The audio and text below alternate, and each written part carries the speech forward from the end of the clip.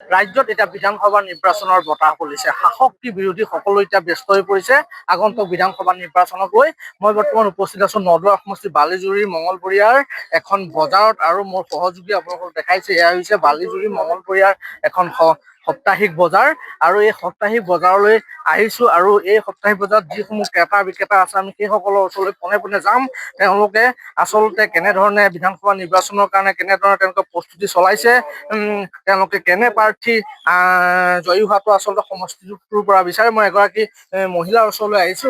বাইদেউ কি ক'ব, ইলেকশ্যন আহিছে, কেনেধৰণে সাজু হৈছে? আমি সাজু, আমি যিটো চৰকাৰ চলি আছে তেখেতক দিম। কিহৰ কাৰণে? কিহৰ মানে আমি শান্তি পাইছো, শান্তি পোৱা কাৰণে। আগতে অশান্তি আছিল, অশান্তি আছিল, উগ্ৰপন্থী দিগদাৰ কৰে, আকৌ ৰাস্তা পদূলি ভাল নাছিলে এইবিলাক। আৰু এতিয়া ধৰক মহিলা কেইটাকো সুবিধা দিছে না, সুবিধা পাইছে ঘৰে ঘৰে। কাম বন হৈ আছে লাহে লাহে, একেবাৰে কি আৰু ক'বাত ক'বাত ৰাস্তাবিলাক আছে এনেকে হেৰি চেংগেল বোৰ দিছে, বাকী বিলাক হৈছে।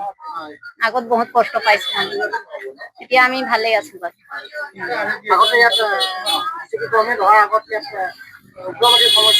একেবাৰে কি কৰে মানে এনেকে ঘৰত ল'ৰা দুটা আছে যদি এটাক লাগিব, তাৰপিছত ছোৱালী কেইটাক অত্যাচাৰ কৰে, তাৰপিছত এই কিবা অলপ খেতি পথাৰ দেখিলে বস্তা পেলাই দিব, ডিমাণ্ড দিয়ে। নাইকিয়া হ'ল, এতিয়া নাই, শান্তিত আছো। এয়া আছিলে নদুৱা সমষ্টি উত্তৰাঞ্চলৰ মঙলবৰীয়া আৰু এইগৰাকী মহিলাই আমাক কৈছে যে এই অঞ্চলত পূৰ্বতে উগ্ৰপন্থীৰ সমস্যা আছিলে, কিন্তু বিজেপি গভৰ্ণমেণ্ট অহাৰ পাছত লগে লগে সেই সমস্যা নাইকিয়া হৈছে। মোক আন এগৰাকী ব্যক্তিৰ ওচৰলৈ আহিছো। দাদা আপোনাৰ নাম? মোৰ নাম শ্যামলাল চোটনানী। শ্যামলাল চোটনানী। আপোনাৰ ঘৰ? খ্ৰীষ্টান বস্তি। খ্ৰীষ্টান বস্তি। কি ক'ব, বিধানসভা নিৰ্বাচন পালেই আপোনালোকে পাৰ্টিজন কেনেকুৱা হোৱাটো বিচাৰে? এইটো পাৰ্টি আমাৰ যিটো আমি চলি আছো সেইটোৱে আমাৰ ভাল, বিজেপি চৰকাৰ। হয়, সেইটোৱে লাগে আমাক। কিহৰ কাৰণে? কিহৰ কাৰণে? আমাৰ কাৰণে বৰ্তমান আমি চলি আহিছো আৰু শান্তিৰে আছো এইটো পাৰ্টিত লগ পাই। সেইকাৰণে আমি মানে পদ্মা হাজৰিকাক আমি ভাল পাওঁ। আৰু আগন্তুক আমি এজিপি পৰা আমি মানে বিজেপিলৈকে আমি ভাল পাই আছো।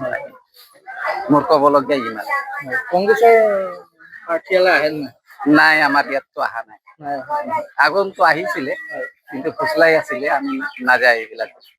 ইয়াত অলপ আগতে এগৰাকী মহিলাই কৈছে ইয়াত আগতে বিজেপি গভৰ্ণমেণ্ট অহাৰ আগত ইয়াত উগ্ৰপন্থীৰ সমস্যা আছিলে। এতিয়া সেইবিলাক নাইকিয়া হৈছে।